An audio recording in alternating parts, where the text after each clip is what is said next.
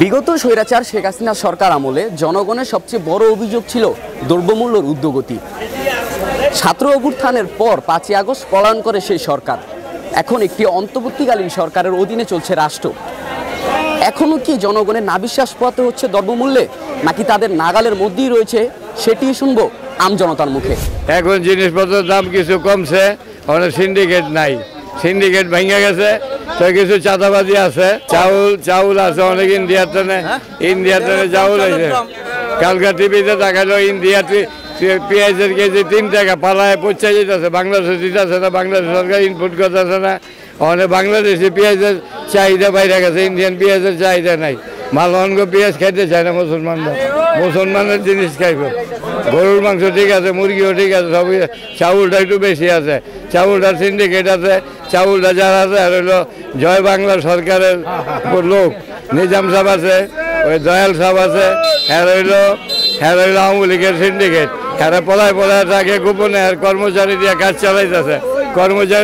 চালাইতেছে, জিনিসপত্রের দাম হেরাই বাড়ায়, মানে সরকারের ভাবমূর্তি নষ্ট করার লেগে। জিনিসপত্রের দাম তরি তরকারি মোটামুটি আছে, কিন্তু মূল হইল চাউল, যেটা আমরা খাই। এই চাউলের দাম নিয়ন্ত্রণে নেয়, এটা খুবই দুঃখজনক।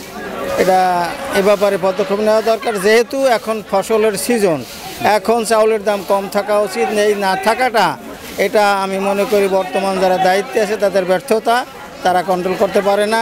এই ব্যাপারে সচেতন নিয়ে আমাদের বড় খাবারই হইল চাউল, এটার দাম কমানো উচিত। এই জন্য আমি সরকারকে অনুরোধ করি এ ব্যাপারে পদক্ষেপ নেওয়ার জন্য।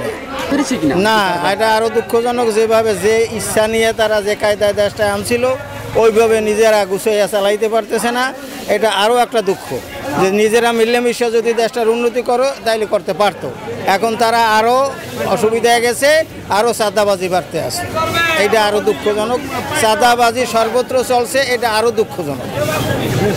চালের দাম, তেলের দাম এইসব বেশি, ডালের দাম এইসব অতিরিক্ত দাম বেশি। দাম বর্তমান মুরগির দাম হয়তো মনে করো 200 টাকা কেজি, তেলের দাম 200 টাকা, চালের দাম 80-90 টাকা। না ওগুলি এই শাক সবজি বাদে আর কোনোটা নাগালের বাইরে নেই, নাগালের মধ্যে নেই। হ্যাঁ, সব নাগালের বাইরে।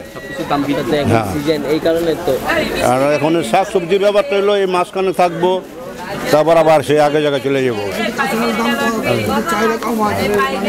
আমাদের নিত্য প্রয়োজনীয় যেটি নাকি প্রতিদিন লাগতেছে, সেগুলি হলো নিয়ন্ত্রণ আনতে হবে। সবাই আশাবাদী ছিল যে কিছু একটা নিয়ন্ত্রণে আসবে, এ তো আরো উল্টো হয়ে গেল। আগের চেয়ে একটু কম।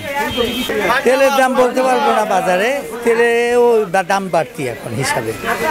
কারণ যে তেল কিনেছি 800 টাকা, এখন 850-900 টাকা কিনতে হচ্ছে। কিন্তু এই চাল ডাল সব দাম বেশি আছে, কমে নাই। চালের দাম বেশি, তেলের দাম বেশি, সিমের দাম কম, ধন্যবাদের দাম কম, বাস। এই টমেটোর দাম কমছে, আলুও কমছে, আর মশলার দাম আরো বেশি, এলাচি বহুত দাম। আগের থেকে এখন সরকার ভালো। কাঁচামাল একদম পানির দাম, গাজর 20 টাকা কেজি, শসা 20 টাকা কেজি, আপনার এগুলো 15 টাকা কেজি বান্দা। না, এখন এগুলো চলে না। এগুলো আগে আসছিল, তখন নাই, তখন ভালো, আল্লাহর রহমতে ঠিক আছে। কিন্তু কাঁচামাল একটু দাম কম, আমরা কোনো একটু কষ্টে আছি। দাম কমছে, অনেক কম। শসা 30, টমেটো 30, সিম 20। কাঁচামাল দাম কম, সব কিছুর দাম বেশি। কাঁচামাল দাম কম, অনেক কিছু দাম বেশি, ঠিক আছে। কাঁচামাল দাম কম, হ্যাঁ। সিজন তো দাম কম,